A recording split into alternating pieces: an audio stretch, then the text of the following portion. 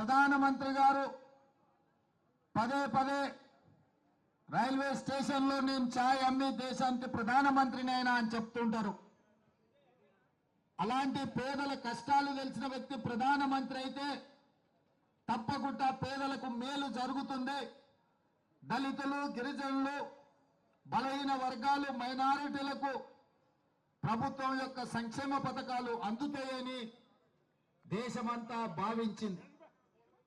కానీ 2014లో ప్రధానమంత్రిగా నరేంద్ర మోడీ గారు బాధ్యత తీసుకున్న తర్వాత ఈరోజు వెనక్కి తిరిగి చూస్తే 1947 ఆగస్టు 15 తారీఖు నుంచి దేశ స్వతంత్రం వచ్చినప్పటి నుండి 2014 వరకు దాదాపుగా 66-67 సంవత్సరాలు ఈ దేశం 55,000 కోట్ల రూపాయల అప్పులు చేస్తే నరేంద్ర మోడీ గారు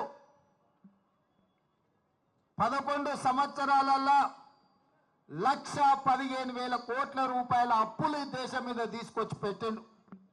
ఇవాళ దాదాపుగా భారతదేశం 1,83 లక్షల కోట్ల రూపాయలు ఈరోజు అప్పుల్లో ఉంటే ఒక్క నరేంద్ర మోడీ గారి నాయకత్వంలోనే 16 మంది ప్రధానమంత్రులు చేసిన దానికంటే 2 అంతల అప్పులు తీసుకొచ్చి దేశాన్ని అప్పుల ఊబిలో ముంచెండు.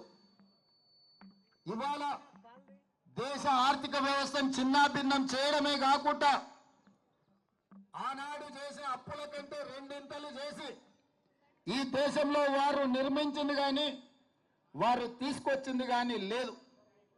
ఆనాడు పండిత్ జవహర్లాల్ నెహ్రూ గారు education and irrigation is our priority అని వారి దేశంలో ఉన్న యూనివర్సిటీలన్నిటినీ సెంట్రల్ యూనివర్సిటీ నుంచి మొదలు పెడితే ఈ దేశంలో ఉన్న పేదలు చదువుకునే అన్ని యూనివర్సిటీలను ఆనాడు పండిత్ జవహర్లాల్ నెహ్రూ గారే మొదలుపెట్టిండ్రు.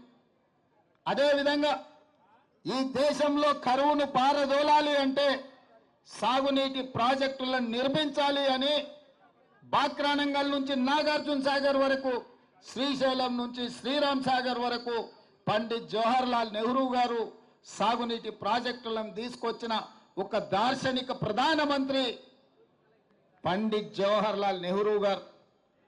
ఆ తర్వాత శ్రీమంతులకే అందుబాటులో ఉన్న బ్యాంకులను భూస్వాముల దగ్గర, జామీందారుల దగ్గర, జాగీర్దారుల దగ్గర వేలాది లక్షలాది ఎకరాల భూములను, బ్యాంకులను జాతీయకరణ చేసి పేద ప్రజలకు బ్యాంకులను అందుబాటులోకి తీసుకొచ్చి పేదలకు అప్పులు ఇచ్చే విధంగా బ్యాంకులను తీర్చిదిద్దిన నాయకురాలు ఇందిరా గాంధీ గారు.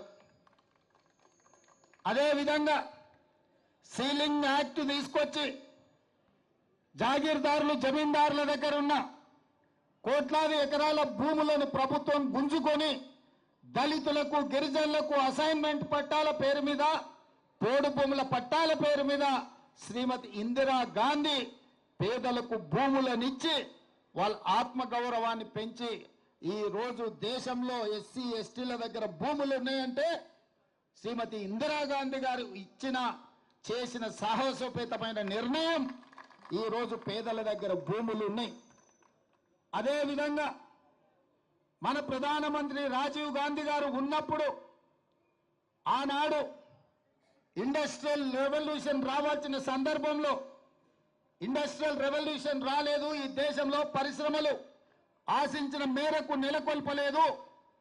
ఇప్పుడు సాంకేతిక యుగం మారింది. 21వ శతాబ్దంలోకి మనం వెళ్తున్నాం కాబట్టి ఆనాడు కొంత ఇండస్ట్రియల్ విప్లవంలో వెనుకబడ్డాం. ఈరోజు కంప్యూటర్ విప్లవం, కంప్యూటర్ రెవల్యూషన్ రావాలి దేశంలో అని చెప్పి ఈ దేశానికి కంప్యూటర్ని పరిచయం చేసి సాంకేతిక నిపుణులను ఇచ్చి ఇవాళ టెలికాం వ్యవస్థను అభివృద్ధి పదం వైపు నడిపించి ఇవాళ ఈ దేశం ప్రపంచంతో పోటీ పడుతుంది. అమెరికాలో సిలికాన్ వ్యాలీ మన చేతుల్లో ఉంది అని అంటే శ్రీ రాజీవ్ గాంధీ గారు తీసుకొచ్చిన సాంకేతిక విప్లవం అన్న సంగతి ఈరోజు మనం చర్చించుకోవాలి. అదేవిధంగా స్థానిక సంస్థలలో ఈరోజు ఇక్కడనే మా మేయర్ గారు ఉన్నారు, చాలామంది ప్రజాప్రతినిధులు ఉన్నారు. ఇక్కడ మహిళల చేతిలో అధికారం ఉన్నప్పుడే, పరిపాలన ఉన్నప్పుడే పాలన బాగుపడుతుంది, ప్రజాస్వామ్యం మనుగడ సాధిస్తుందని మహిళా రిజర్వేషన్లని దేశంలో మొట్టమొదటి స్థానిక సంస్థలలో ప్రవేశపెట్టి రాజీవ్ గాంధీ గారు పునాదులు వేసిండ్రు. కాబట్టి ఈ రోజు వారి ఆలోచన విధానం ఈ దేశంలో చట్టసభలలో కూడా మహిళా రిజర్వేషన్లు ఇవ్వడానికి పునాదులు వేసిందన్న సంగతి ఈ రోజు మనం చర్చించుకోవాలి.